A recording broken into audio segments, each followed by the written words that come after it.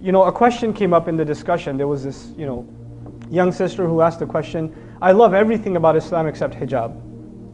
And it seems like hijab is there to protect men from looking at us. So, I don't really see the point in it. And instead of arguing of the social benefits of hijab or what hijab does to honor women and all of that stuff, that's actually already going in the wrong direction, that conversation. We need to take a step back and ask a more fundamental question. Let's take a step back and let's ask Ibrahim alayhi salam.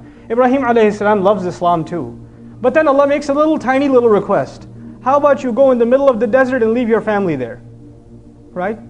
He's not one that's going to say, I love everything about Islam, but this whole leaving my family in the middle to die thing, I don't know. I'm not that comfortable with that. And after he's done with that, you know what? Why don't you jump into a fire? I love everything about Islam, except this whole, burning myself alive. That's asking a little too much. Nope. You don't find that question. Then Allah says, put a knife to your son's throat. Go ahead. And he says, I love Islam, but I also love my son. I don't know, can you give me a logical explanation for why I should do this? Can you tell me the social benefits or some of the other reasons, other benefits that why I should be obeying you? إِذْ قَالَ لَهُ رَبُّهُ أَسْلِمْ قَالَ أَسْلَمْتُ لِرَبِّ الْعَالَمِينَ. There's a reason Allah taught us that lesson in Surah Al-Baqarah.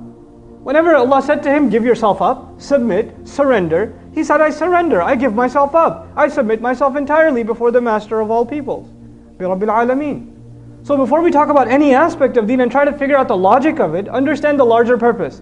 Allah has made this deen one of submitting to Him. If you're having a hard time submitting to Him, you're having a hard time with Islam itself, the very central idea of deen itself. It's not to say you shouldn't understand the ahkam of Allah, but you and I have to be ones that once we understand them, we have to, whether we get it or not, whether we see the logic of it or not, we have to give it up.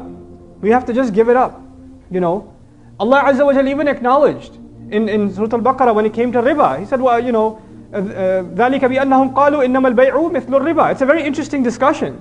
Allah Azza wa Jalla says there are people who consume riba and they say that, that's because they say that business is just like riba. I mean, if you look at liquid transactions as to solid transactions and money and cash and what it's backed by, and it's a complicated discussion. It could go either way. You can't even tell the difference. 1920, potato, 1-2 lines in a contract. I mean, what's the big deal? It is the same. And if you sit and have a 4-hour argument with a finance major about whether riba is halal or not, or what's the difference between riba and business, you might say, yeah, it's the same, yeah. I don't see the practical difference.